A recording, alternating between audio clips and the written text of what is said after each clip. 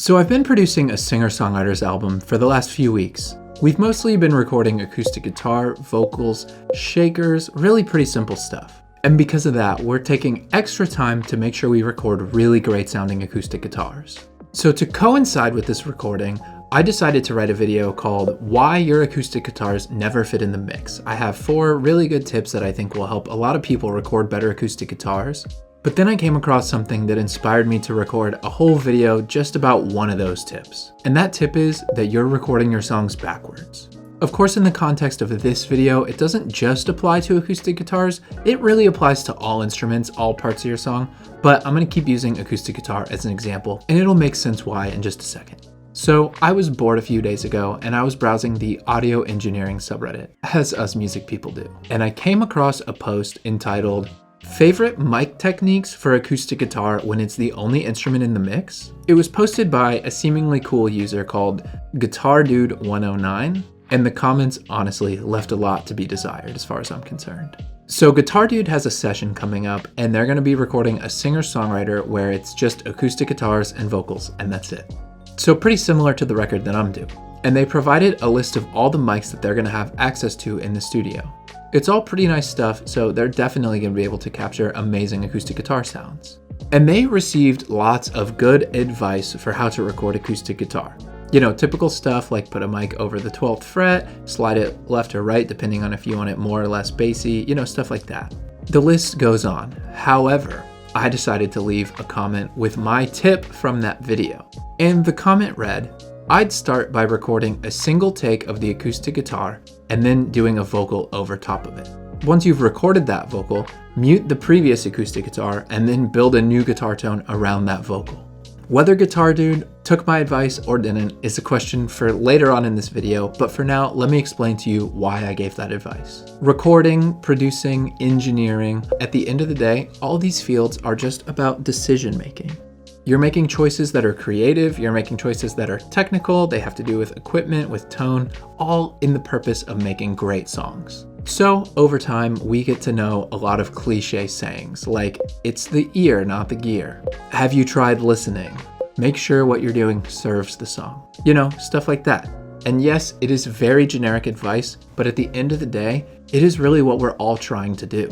But how can you serve the song if you're not really understanding what the song is? And yes, as much as we love getting great drum tones, great guitar tones, at the end of the day, a lot of the times, the song comes down to the vocals. That's why when a drummer plays a super flashy triplet drum fill, they get told to serve the song. When a guitar player goes off the chart by just a little bit too much, they get told to serve the song. But I don't think I've ever told a singer to serve the song because their melody was too catchy or because their lyric was too interesting. And that's why when we start recording an acoustic song by dialing in an amazing acoustic guitar tone, we're really not serving the song. And that's why I say that you would be recording your song backwards. How can you know if that acoustic guitar is too bassy, too bright, too thin, too brittle, whatever it is, if you don't have any context? And in this case, the context that we're after is the vocals. You can dial in an amazing dark guitar tone. You can dial in an amazing bright guitar tone. But at the end of the day, it's only serving the song in the context of the vocals. So, how do you stop recording your songs backwards? It's an easier adjustment than you might think. So, in this example, you're gonna lay down a scratch acoustic guitar, get the arrangement of the song laid down, and then from there, you're gonna set up a vocal mic, you're gonna take a couple passes at the vocals. You're gonna do this like it's the real thing. Are they the final vocals? Usually no, but sometimes you will nail it so much that they actually end up staying.